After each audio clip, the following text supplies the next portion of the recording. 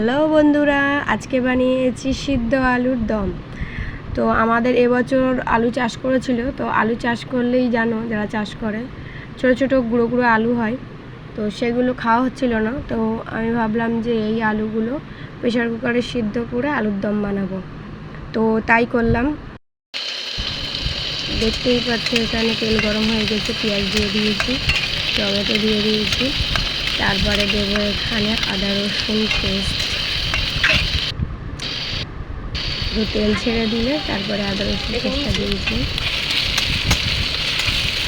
নাড়তে নাড়তে মশলা, লবণ, ঝালের গুঁড়ো এগুলো দিয়ে কষিয়ে নিয়েছি।